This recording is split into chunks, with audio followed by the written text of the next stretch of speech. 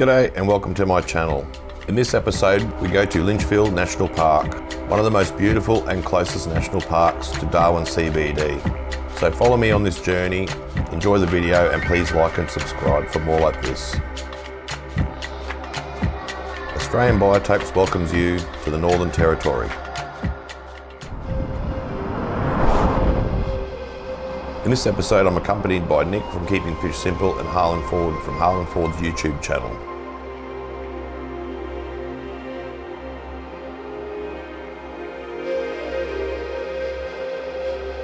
We take the journey from Darwin CBD, about an hour and 12 minutes drive, or 106.4 kilometres, to Litchfield National Park and set up camp, as we plan to explore this national park for a couple of days.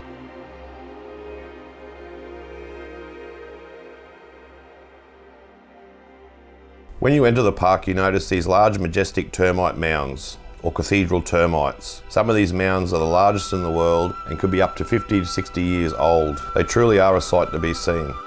Then as you venture further in, there are another type of termite mound, called the magnetic termites. They get this name as they face north and south and have been used in years gone by for travellers. These too are a sight to be seen, as the lowlands are littered with them, like old gravestones. This truly is an ancient looking, untouched, beautiful landscape. But one of the things you have to watch out for when you're exploring these beautiful creeks are the feral water buffalo. They can be quite aggressive, and there was quite a few of them in this area, as I nearly hit 3 of them at night because they blend in so well with the road. Although they are feral, they're pretty much part of the landscape now. To start off with, we just travelled up and down the road looking at the small creeks to see if there was anything interesting we could find. We came across this small drain that led into a swamp and decided to explore it. We weren't disappointed, as it was full of plant life, lots of fish, and the water was crystal clear, with a beautiful red rock botanicals, the main species being black-banded rainbows, and the northern purple-spotted gudgeon being the most common species in the area. It was almost like an aquarium. Beautiful paperbark forest with pandanus on these beautiful floodplains at the end of the wet season. The water surface covered with these little flower spikes from their local Eriocolon, one of the most common plants in the Northern Territory. I'll put the names of the plants up in the bottom corner of the video if you're interested in the species. The red rocks really highlighted the greens of these beautiful Eriocolons in the crystal clear stream.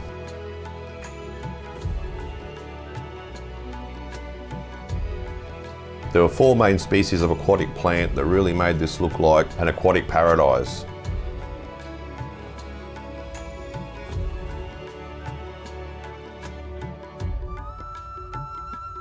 It was really beautiful watching these fish weaving in amongst the plants in the fast flow of water.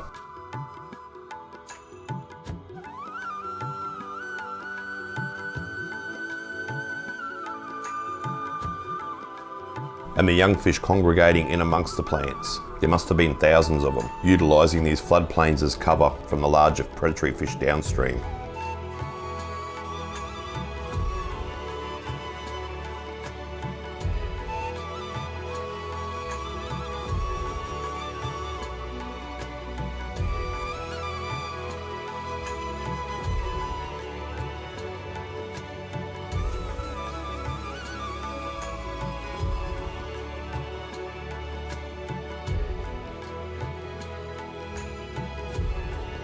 And the larger fish congregating in the deeper, more open waters, in amongst the pandanus leaves.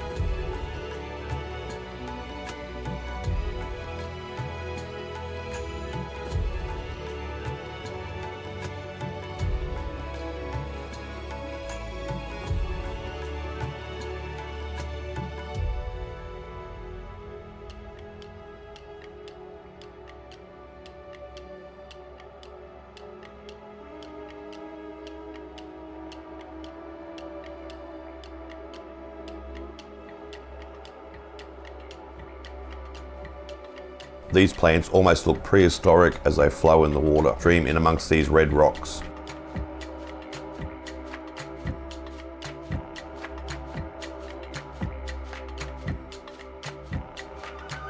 This really was a great place to explore, and one of the nicest places we have seen.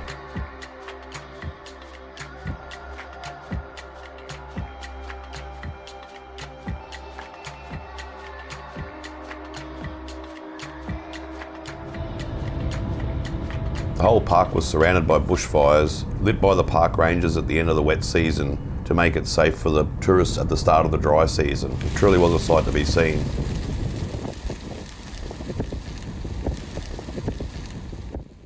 So we've just pulled up here to check out this little drain as we wait for dinner. And Harlan was just sitting down here looking in the creek, but he noticed these ants. He was getting attacked by them. He was getting attacked by them, and we thought they might be fire ants. No, they're not fire ants. They're little green tree ants. But there's something interesting. So you can take a tail end of one of these and it tastes like lemon. And the Aboriginals actually use it as a bush medicine. So what do you do? Like a cough cold mixture. You get one of the nests. I see the little green ants here, look, they climb on you. Their little tails, if you put your tongue on them, they taste like citric acid. And what they do is they get the nests out of the trees. It's like a big ball with all the leaves sewn together. And they break it open, put it into a billy can, rinse it all out, and it turns into a little like cough mixture, like a lemon juice. But what, so you they also get like vitamin C out of it and that. So you just grab the ants and just lick their tails? Yeah, and they squirt the citric acid out. It tastes like lemon. What the hell? Nice, eh? Yeah. What the heck? That's their defence, but tastes good too. It tastes like literally licking a lemon. As night fell at camp, it was almost time to go and explore what was about nocturnally, as most of our animals are nocturnal, so we thought we'd go for a night drive. These large green tree frogs are common all over the country, but it's always nice to see them out at night. Not so nice are the introduced cane toad that are making their way across the country and are part of the demise of a lot of our animals. But our native animals are making a comeback and getting used to these. It's still sad to see them in our habitat. It was nice to see large pythons like this black-headed python still about, and we seen about 3 of them that night. They are a beautiful, harmless animal, so we just left them alone and went on our way.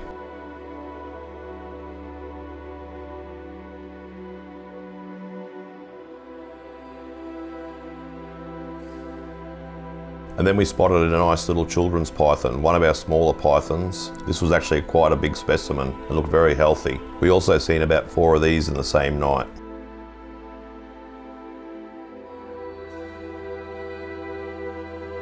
And this beautiful little keelback, which was quite a nice colour form. I've never seen a colour form like this, but they vary from place to place, acting like a little aggressive elapid. One of our animals that can actually eat cane toads, so should be left alone. Then we spotted, as we were walking around, one of these beautiful marble velvet geckos. Truly a beautiful animal up north, and they too vary a lot in colour and pattern, but this was a really nice one. These sorts of animals make our trip worthwhile and worth going to check out what's around nocturnally. Then we found another cute little common gecko, the bie-nosed gecko. These have a large range around Australia, but are kind of cool and also vary in colour and pattern. Then after a good night's sleep, it was time to explore again, and we headed to Bulli Rockhole. Beautiful rock pools coming down from the gorge. Some of these rock holes are really deep, up to about 3 metres from what we've seen, and they were really cool to swim in. This is one of the reasons we came early to try and beat the tourists, as in tourist season these rock holes are loaded with people, but we were lucky enough to get some spots to ourselves. The fast flowing water with these beautiful large rocks, white sandy bottom, lined with beautiful trees and tree roots along the banks. This was really a nice biotope.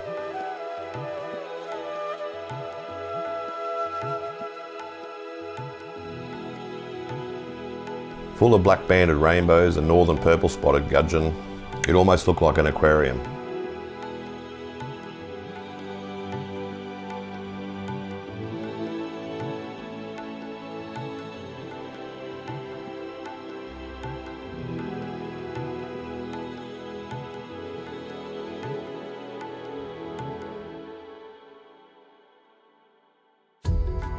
These banks with tree roots would really make a nice background to a biotope aquarium as well. It was one place quite hard to film, as the water flow was so great it would sweep you away as you were trying to set the cameras in place. But these rainbow fish didn't seem to mind, and they actually loved it.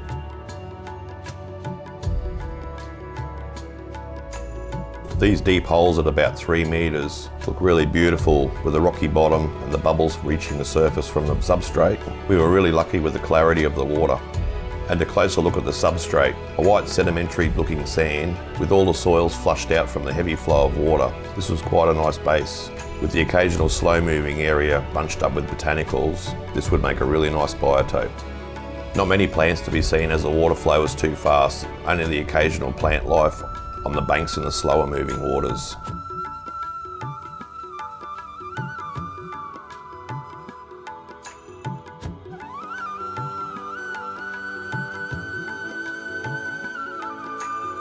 And these areas were a haven for the small shrimp, but were also like large breeding mops. So the rainbows would weave in and out of them, purple spotted gudgeons would hide in them, and it was a great place to film as the water movement was a bit slower.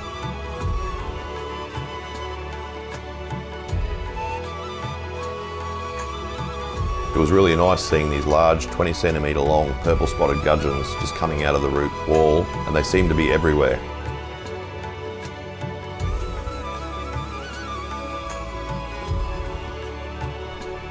And these black banded rainbows never seemed to stop sparring and spawning in these roots. It really was a sight to be seen.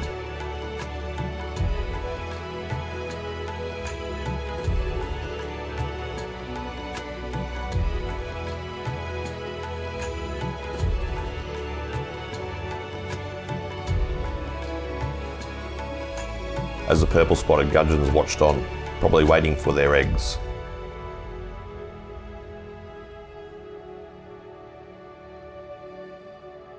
These slower moving areas seem to be riddled with these purple spotted gudgeons in amongst the leaf litter for cover, looking like they were just waiting for a snack of shrimp.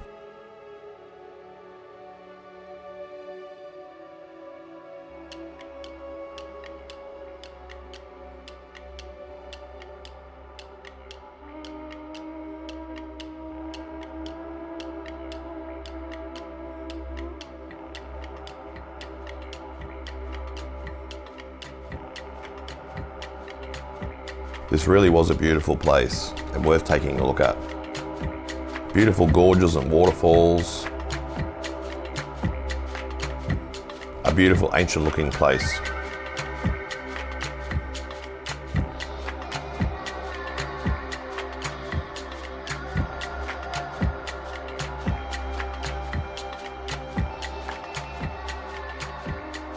Here's a quick look at our camp and some of the costs that were involved, which weren't too bad, to be honest, in a beautiful spot like this.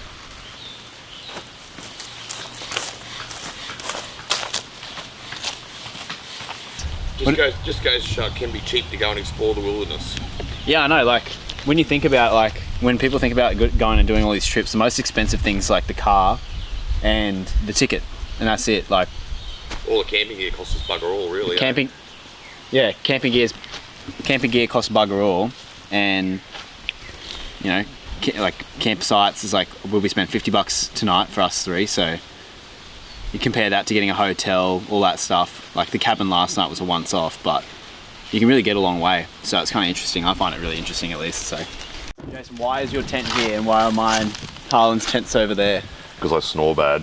Like bad. The worst I've ever heard. One of the times, like, I mean, even last night, you should have seen us in that. I've never heard these two ladies whinge so much. Last night, we were all in the same room, and it's like... It's like a two-stroke. It's like it sounds like a motor. So we've positioned ourselves further away, but look at this. This is paradise. But hopefully we get a good sleep now that you're like 5 meters further away. Tent's light enough, I can always carry it further if you need to. Yeah, we can just drag you.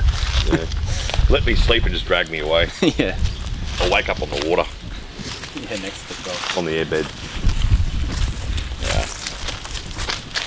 What are those tents cost? All up the cost is probably about $100 each or something, though. Oh no, less. The tents were $60, but that's because Kmart didn't have any. Yeah, So they you would have get been them from 14. They would have been 14, and then the air mattresses were 8. The air pump was 5. The sleeping bags were $8 or something too, I think. You can definitely get a little like week-long camping setup for less than $50. Yeah, if you need to. Yeah, if you needed to. But then you just give them away. We'll Yeah. give them away to Vinnie's or something when we leave town. Yeah, exactly. Just take them all there and say, here, you can have these. Yeah, it makes it easier to pack too. Like, you just pack lighter. And then you can also just, you know, like you just go to like Woolies, buy some dinner, go around, like, Yeah, not hard. we'll get a cheap fruit box for an esky. yeah. It's not hard. The main point is it's not hard to get out and do these things. Like, it's quite easy. Like, we came here with no plans and we're sorted. You just got to stop saying goner and do it. Yep. No more gunners. No more dreaming. While travelling through Litchfield, we passed this large zebra's head. Go in and check it out. They have some beautiful stone, and it's worth a look as it's also a campground and a restaurant. We stopped in and spent about an hour there talking to Ruth and her daughter Opal, who also loves her fish, and she was really pleased to meet us and showed us all her aquariums. So if you're up for a chat, go and check it out. You won't be disappointed. This zebra stone is 1.2 billion years old and is only found in the Kimberleys, where it is mined by this family. You can purchase some of this at their store for a souvenir. Thanks for watching, and please like and subscribe for the next adventure.